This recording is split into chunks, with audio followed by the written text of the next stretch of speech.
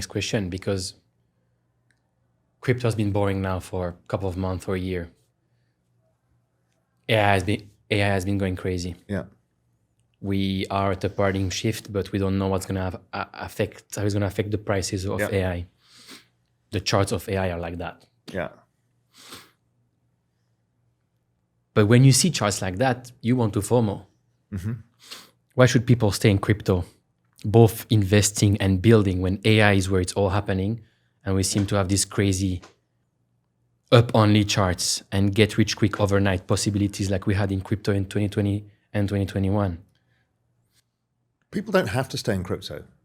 Your job is to be a mercenary for your own capital.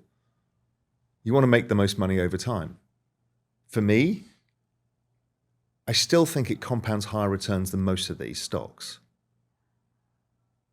Not than, some of them that get fully re-rated. I've been in a trade, Rocket Labs, which is, a New Zealand, US company that sends rockets into space and is one of the only other private companies actually sending rockets with government contracts. I don't know how much it's up. It's like, since I bought it, 13x or something. Okay, so there are those opportunities because we're going through this world, and people should seek those opportunities. But can crypto, could Sui do a 13x from here? Easily. Could ETH do a 13x? Yeah, why not? Over what time period? I don't know. So it's always the superior to an individual equity.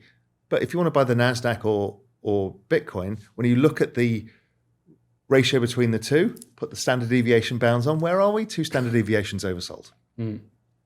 So Bitcoin and crypto is as cheap as it has been in its long-term uptrend versus NASDAQ. Okay, that's it to me. Sounds like you should be allocating more to crypto than you are to the NASDAQ. But that's not to say there's not a lot of equity opportunities as well. That's great. Bitcoin and crypto is as cheap as it has been in its long-term log trend.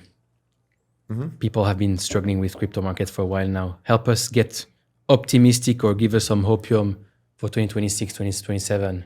Yeah. So we know that the banks are coming. Stablecoins are big, right? This whole next 24 months is stablecoins. It's going to drive a huge amount. I do have one. I do have a Cast card just so you can get that because I know they're one of your sponsors. They're going to be very happy. I haven't used it yet, but I don't like spending my crypto. But Stablecoins is big. Yeah, stablecoins big. It's going to grow massively. Oh. So we'll see a massive explosion in that. The Clarity Act, it's going to get signed. That allows pretty much everybody to start building on blockchain. So that frees it up. Global liquidity is going to increase. We still got to roll and pay for like $8 trillion of interest payments to come, or $6 trillion of interest payments. So we need to print a shit ton of money to come as well.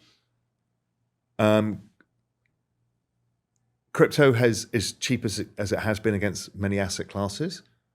And it's been in a mega trend. Don't see that stopping. So you've got a cheap entry point with accelerating use case, with large amounts of money coming to it, trillions of dollars. I mean, stablecoins are doing like a run rate of like 100 trillion a year. It's crazy. And that all is underlying use case for chains. And it's only going to increase. And then we've got the agents. So I'm like, okay.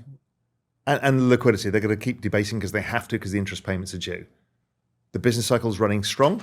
That means people are going to have more earnings, and more earnings get recycled into speculative assets, savings, and other things.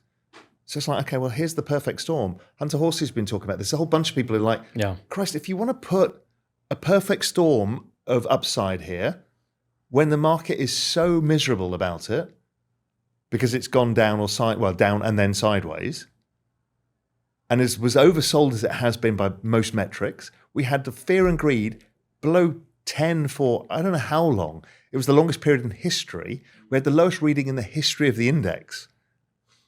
And we're probably going to resolve war in the Middle East permanently, which I think is the potential outcome here.